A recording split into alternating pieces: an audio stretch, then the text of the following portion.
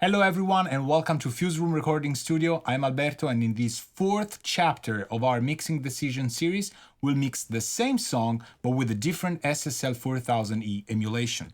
This one is by Universal Audio and I'll be using what's now called the legacy version because the normal version also has unison mode and it's much heavier on the DSP. Now I think I was able to load on my quad Apollo around 22 channels.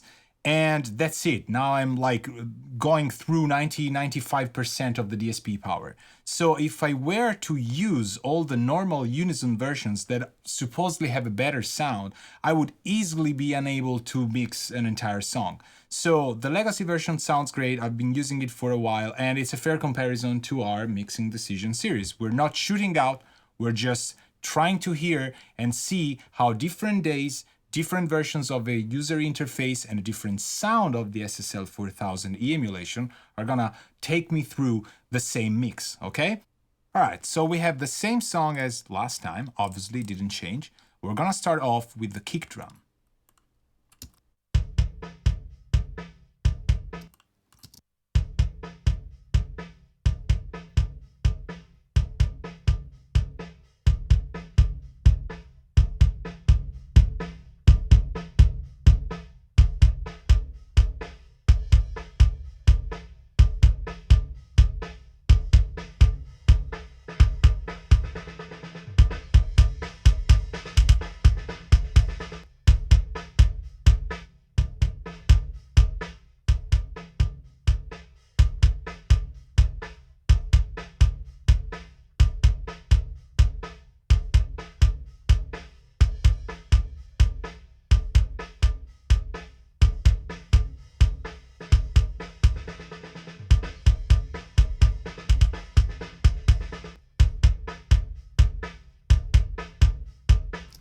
All right, so I like this, how it sounds. I just want to remind you, if you haven't watched the other videos, that this kick was recorded in a booth. So we have this booth sounding surround aura of the kick drum, and I'm just trying to take that out, and I like it so far, so that's it. All right, so now we go to the snare sound, and as you remember, there's a top and bottom, but we also have two parallel sends. One is called Splash and the other is called Transient Designer. They're parallel chains that I have sort of preset in my template, and we're gonna hear them just in a second. Let's go through the snare.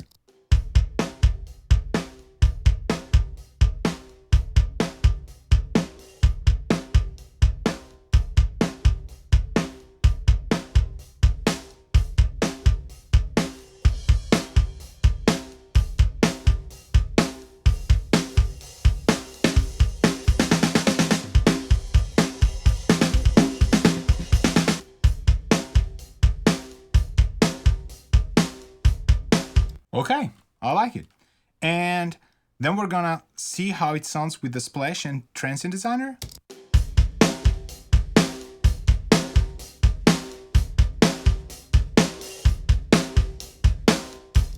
All right, cool. Then we go to hi-hat, building one by one, no solo, we're just going fast through it.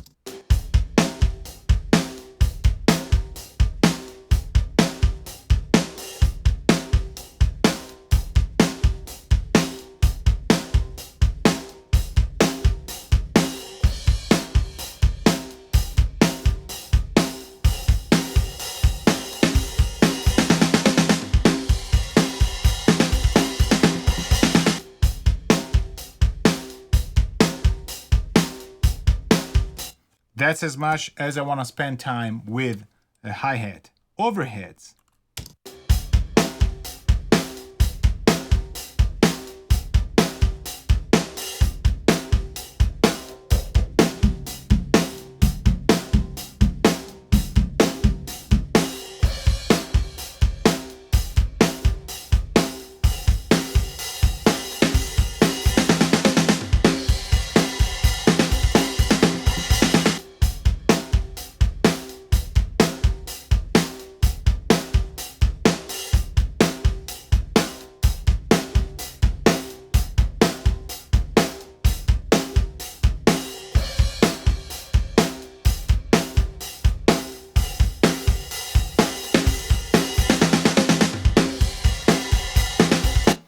Nice. I don't want to make them obvious, and I like the fact that when I'm pushing the dynamics, I can go to the blues or the low mids frequencies and really fine tune that honk of the sound, right? Again, remember, these overheads were done in a booth, so we have a little bit of that aura of like a sort of energy that's coming from the small environment that the drums were recorded in. Now, the room, as you remember, really sounded great on its own.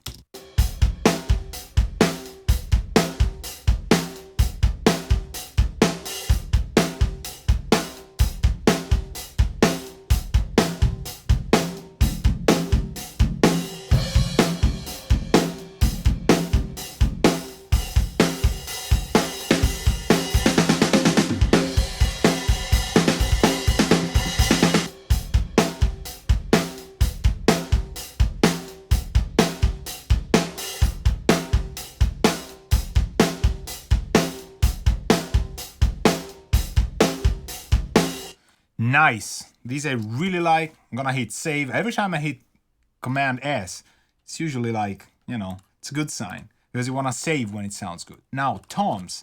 Let's go to a point where the toms are. Now, I didn't compress the room. I just went a little bit with this 300 sound, 800 hertz. It's where the room, it's sort of dirty, but it's the room. That's, why we like it in a way. So let's keep it like that, and let's see the rock tom. Now we have to loop the tom feel, and unfortunately that's the nature of the beast. We have to loop short passages, and that's boring to hear, but I promise I'll be fast.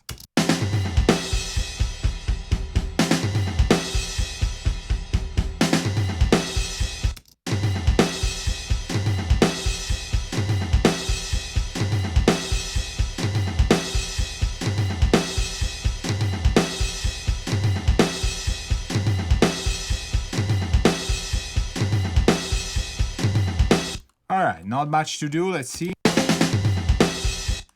Way less volume.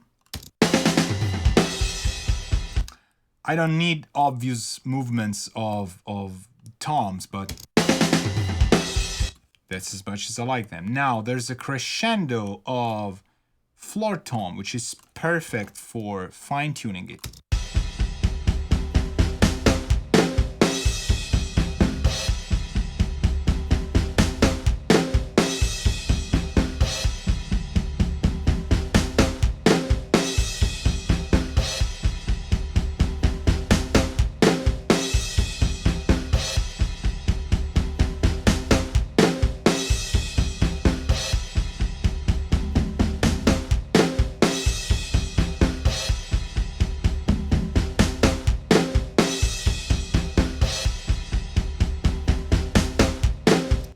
Nice. A little bit more bottom, maybe.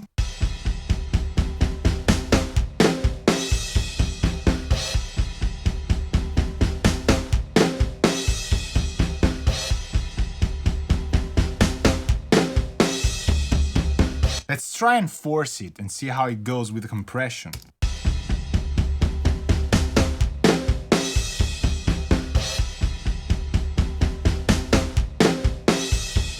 Now, there's a red light blinking. I really don't care. I don't hear it becoming grainy. I hear it sounding great. Now, the doubt with toms for me is always, do I want fast attack or not a fast attack with the SSL? Now, in theory, I know what you're thinking, like you don't want a fast attack, right? Because what's gonna make it's like gonna cut the transient from the tom. In reality, since you have the tom sound very natural and open from the top of the overheads, it sometimes works to have fast attack on single tracks, but we're not gonna try it.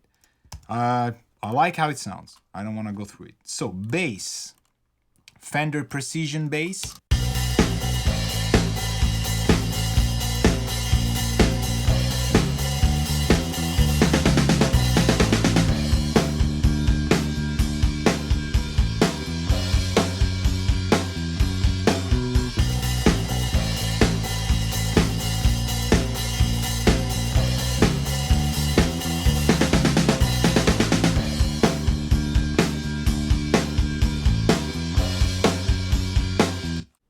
Nice.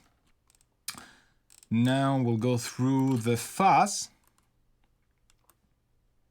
You remember the fuzz? It's this effect that we added as I think it was a big muff or something. So.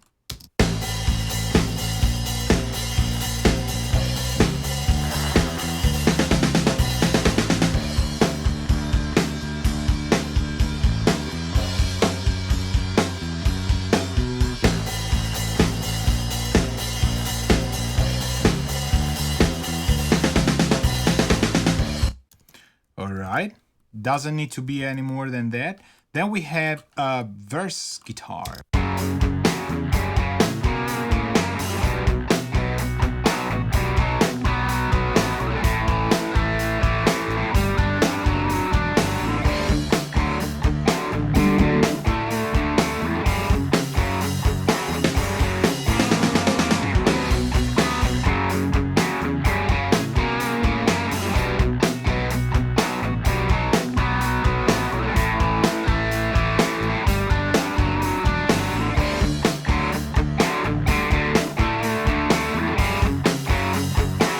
Alright, kind of indie guitarish tone.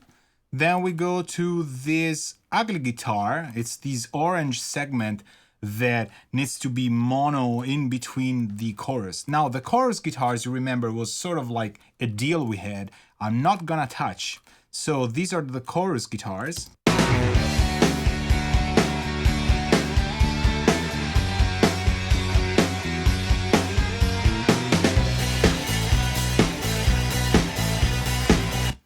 Alright, when I turn these guys on, I can hear that the sub is kind of shifting in a specific way because of my mix bus. If you watch the session preparation video, you'll know more about the mix bus that's going on already. We're mixing through it. So there are changes that I want to go through. This again is not how I would finalize the mix. This is like running through the beauty of having a channel strip with the same interface, same kind of sound, and, you know, making sure things work all the way around. So let's see how the ugly guitar number 3 sounds.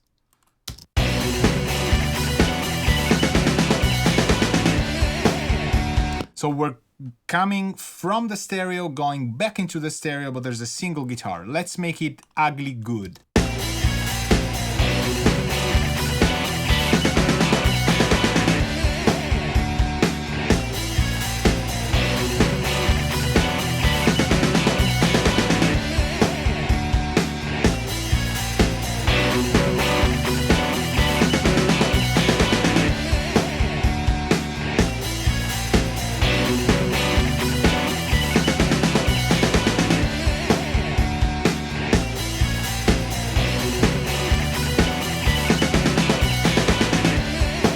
Alright, I don't need it too obvious, but I want to try it with the second guitar being EQ'd, which is this G8, right? Let's hear G8 by itself.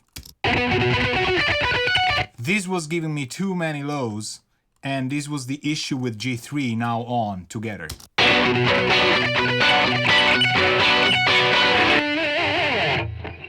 So now these two I want together because they're playing sort of the same part, and they're practically both mono, if I remember. Let me check. Yes, they are. So we can't mess with the pan. We don't want to go through it. It's gotta be mono.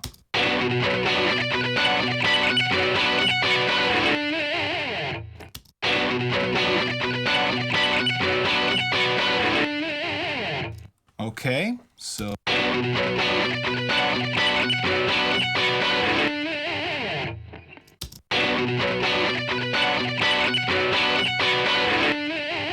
Now it's sort of working. Okay, let me hear with the mix.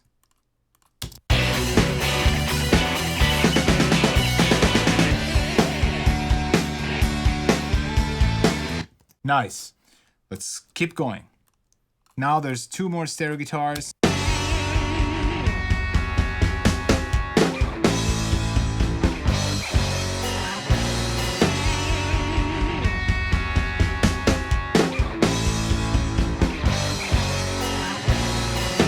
I'm gonna do left and right together because these 2 guys play together. It's the same guitarist, but it's 2 parts, and I wanna boost where the other one is not boosted, kinda get a complementary sound from the both of them.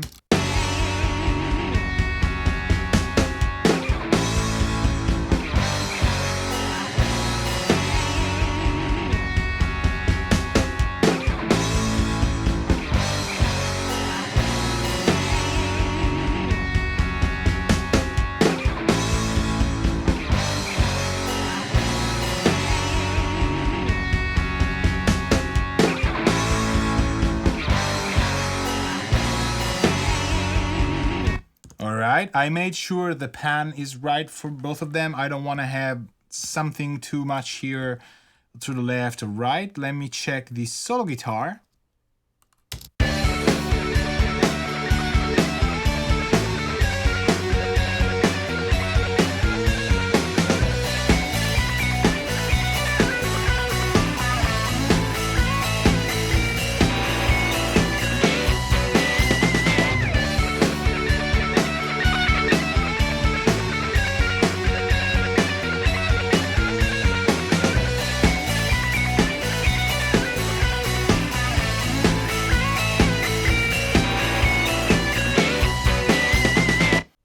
Right, awesome. Look at what I did here. I don't remember what I've done the last time, but I've cut at 120 the HPF, the high pass filter, but then I boosted around, I think 90. The beauty of this plugin by UAD is you don't have numbers.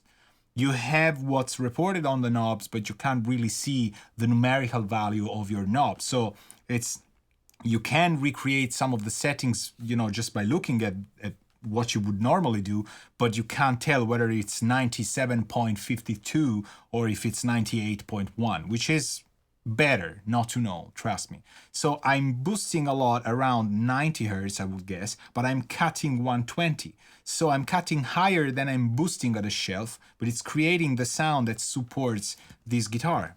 I really like it, so I'll go forward. And now it's my turn, it's keyboards. Hello keyboards. First sound.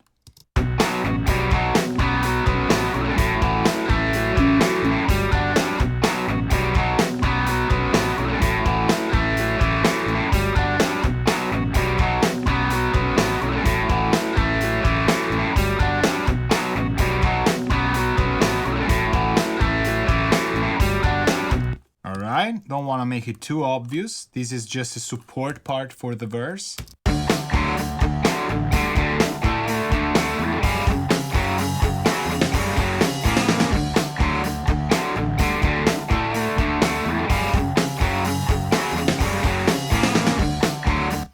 Right, this is okay. Let me see, maybe compressing it.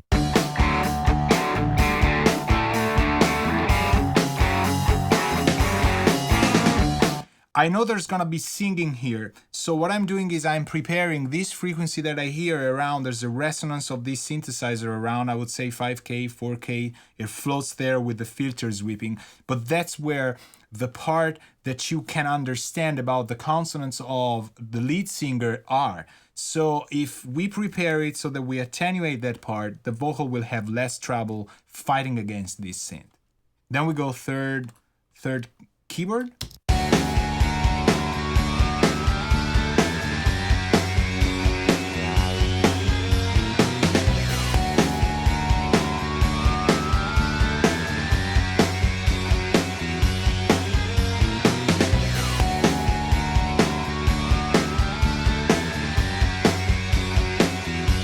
That's as much as I like it. It's good as it is. Doesn't need to be that much. So keyboard number 4.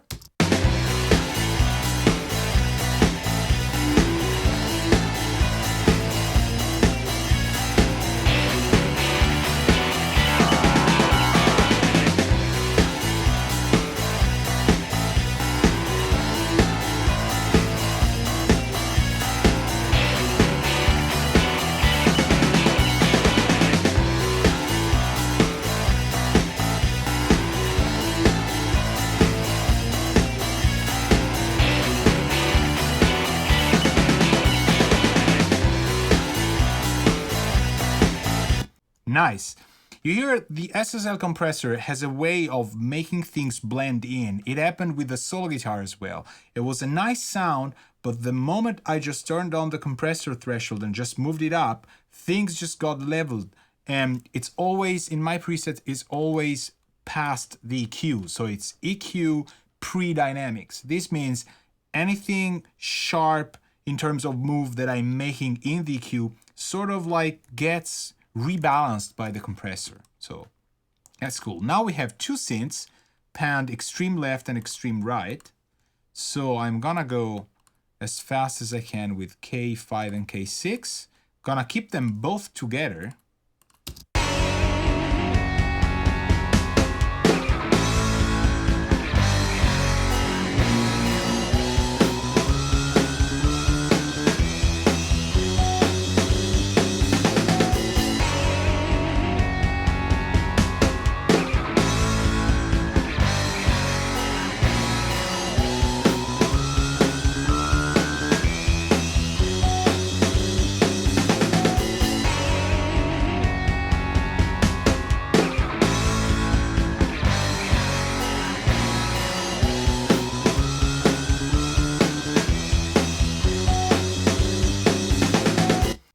The rightmost synth, K6, has this sweeping filter, and there's no way you can fight it with just a channel strip. It's floating around, so sometimes it just triggers areas where we're creating build-ups of frequencies, and it will just, you know, pop up a little more. The compressor, though, takes care of that. Now we go through K7.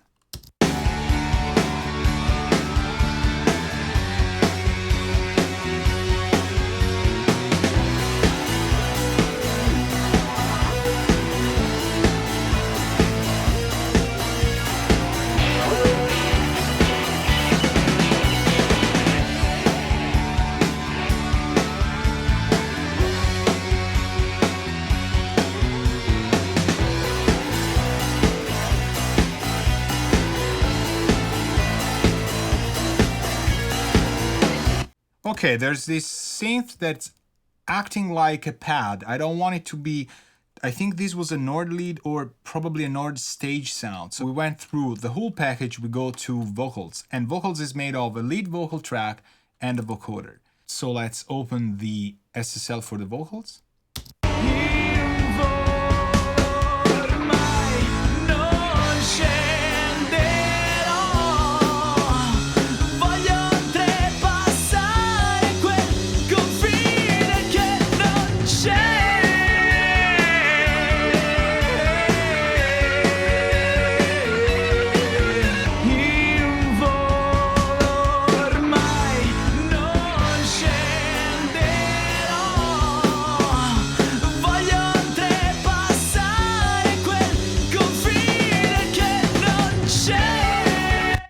I'm liking it. Let me see the verses.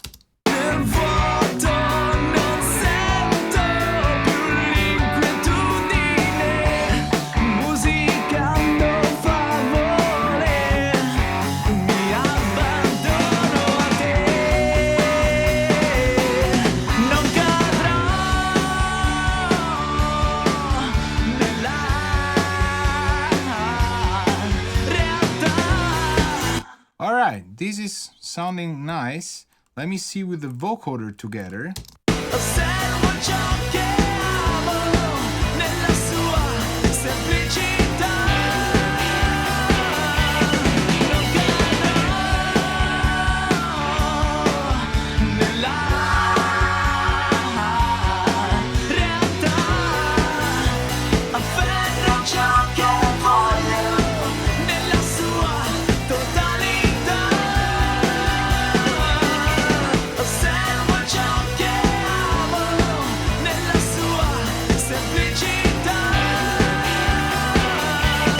Now, the issue here is we're not gonna use de-essers, we're only gonna use the channel strip. So I could build the de-esser out of that.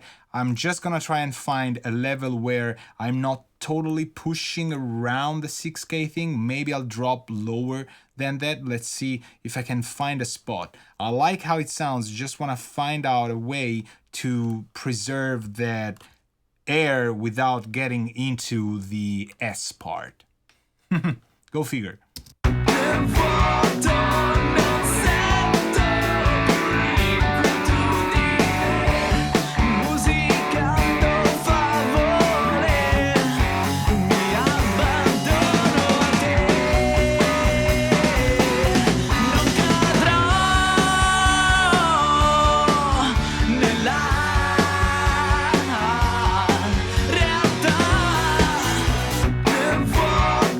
I need that part where he says osservo, which is double S.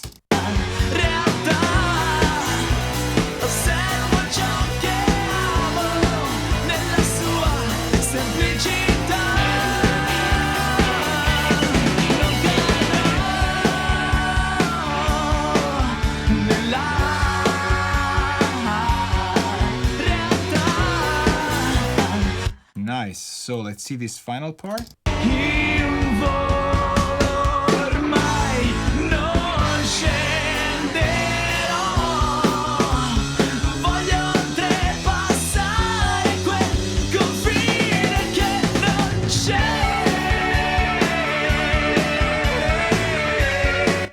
Great, so we went through all of the tracks. There's only something to check here. Is gonna be my mix bus. I just want to make sure that we are basically scratching 1 dB of compression through these shadow hills when we are in the loudest part, which I think should be this chorus here. So, or maybe this final part.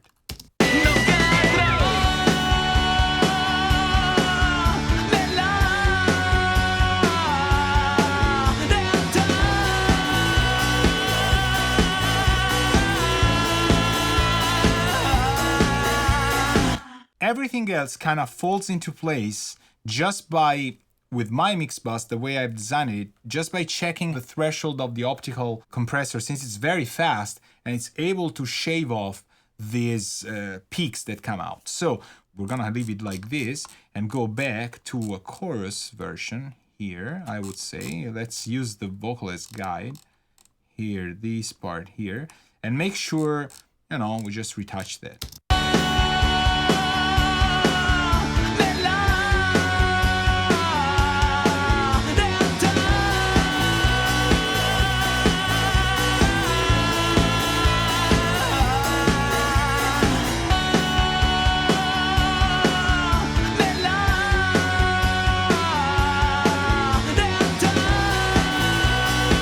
So I want the kick drum to be present, but I don't want it to be overdoing things.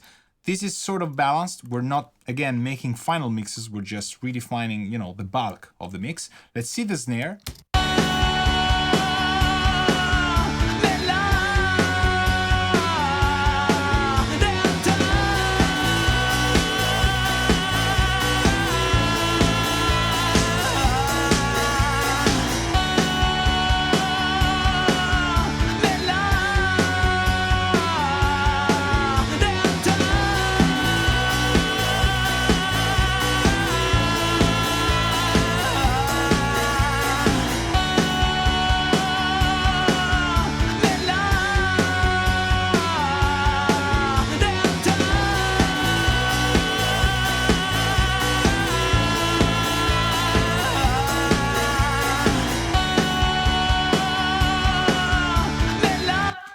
Alright, so we went through all the tracks. It's a quick rundown, mixing decisions with the UAD 4000E channel strip. This is how it sounded today. We're gonna print the mix.